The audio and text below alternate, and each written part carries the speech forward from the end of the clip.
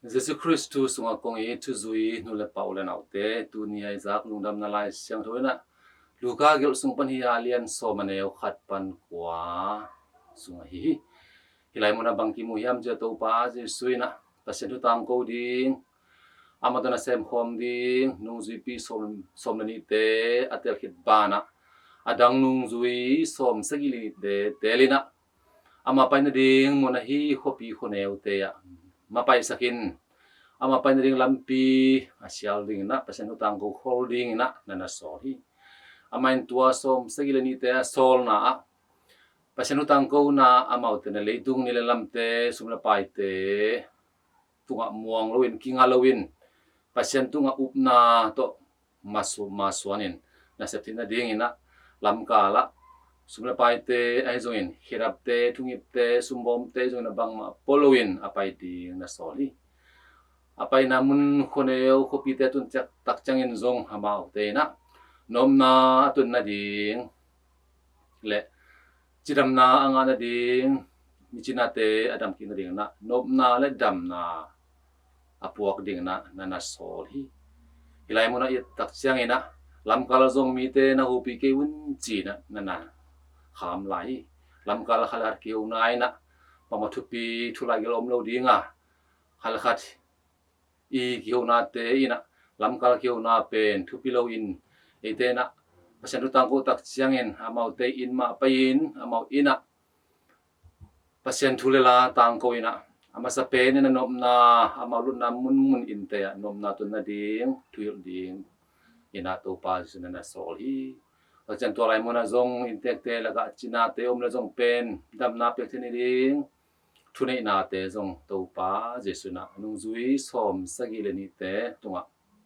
thunei na pia hi toy mena pasen sem na te tun lai zong polpi na sinot chi na sinot ki sai na sep na te ki bola sinot ina sep na ete na tuzui te na pasen sep na polpi sunga ki zom na halakhat om dinga ma pan khop na halakhat om dinga pachang na misina hi pasen sep na te zong sep khop na te nei ding sinot pi na te te hil ma bangin to pa je sun zong dunia za lungdam na lai sang te tak chiangin pasen sep na te ya khalkhat ki zomin amau te na sep na te zong khalkhat ma pang khomin nung zubi som sagi lani te zong ina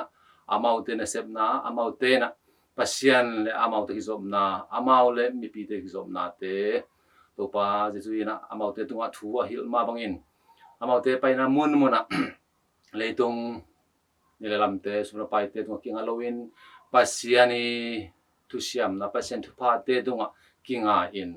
amau te na tangko ding amau nunga to pa jesu pai na amau to lai mona om te na to pa jesu asan thina ding in amau te lama sial masa toy manen to pa jesu pasien jesu pai na ding ina lampi sial na dam na le nop na le dam na to pa jesu na ama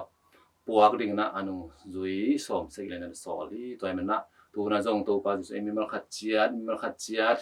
in se pasen se ding ete yum na ipai na mun na nom na le chidam na te mirang te tungai te na ipuak ding thunei na penite na emimal kin chiadina tu sop na sacramentu isang lai taking na inga asahia toy men ite ni pai na mun na nom na le dam na te apuak the nom na hilo dam na hilo te ipuak hak le te pen pasian tanutapa piching taka nung ta do nai lo nung ta nai lo china te nung so ki toy men to pa jesu na tu ni anung zite som segile ni te tunga sol tak chang zong mia hon te laka tun oban kong sol hi chinom na ete christian tang na sunga khabe chang ina nom na be kom hi lo khabe chang na da na haksan na buai na tom ton om dinga ahyang ina tua hun te laka to pa na ite hong chi hong kem hi hong ite tong khom hi china te phok ding ba na na sem te lo la ya sol na ding lo nei pa kyang a thu nge no na chi ma bangin na sep ding bo at ding tampi mission na sep ding tampi ma asem te abol te to mai manin to pa jesu na som sagilin te sol ma bangin tu ni e no khat chep jong to pa na ama lo la ya hi e pai yum na mun muna mirang te tunga amai nomna amai damna te ite hom son sang nom hi to men na to pa na lo la ya na sem ding ei te ong sol hi ei te ong lungkul hi china te ten phokin ei man zong ei mai ni sim nun ta na songa inga sa pasen thu pa te isan sa yum na te ei pekin na kem ching loin ipai na mun mona ni simin mirang te tu awom ki so tanu ta pa te so do kim nang dak to pa basian ni mal kim chia thu pa ong pia sakta hen amen